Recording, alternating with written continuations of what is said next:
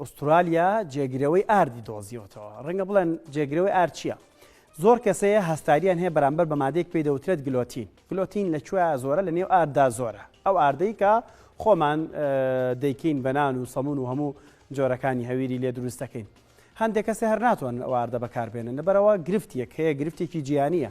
بۆیە ئێستا ئەنجێگرەوەی ئارد لە ڕۆکێک دۆزراوەتەوە، ئەو ڕۆکە دەهێنن وشکی دەکەنەوە دەیهاڕن، وەکو ئارد خەڵک دەتوانێت نان و بابەتە هاویرەکانی تری لێ دروست بکات.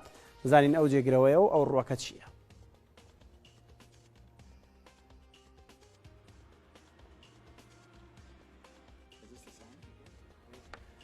لە جیهاندا ملیۆنان کەس کێشەیەکی تەندروستیان هەیە کە ئەویش هەستیاریە بە گلوتین.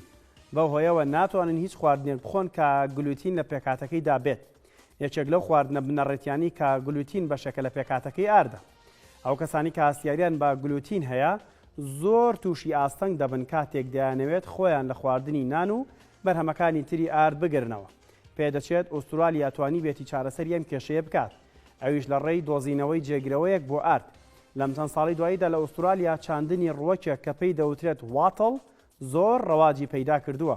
ڕووەکەکە لە خێزانی ئاکاسیایە کە جۆرێکە لە پاقلەمەنی و 1300 جۆری هەیە.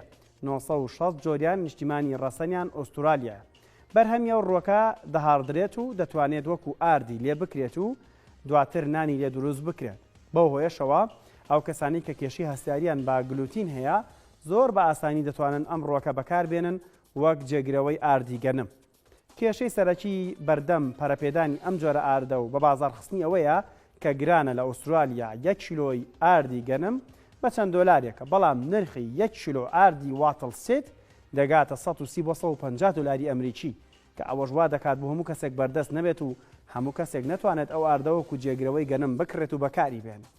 لە قۆناغی یەکەمدا چەند هێکتارێکی کەم زەوی بە تۆی واتڵ دەچەندرێت. ئەگەر پرۆژەکە سەرکەوتوو بێت هەوا لە چەند ساڵی داهاتوودا بە فراوانی دەست دەکرێت بە چاندنی تۆی ئەو ڕووەکە.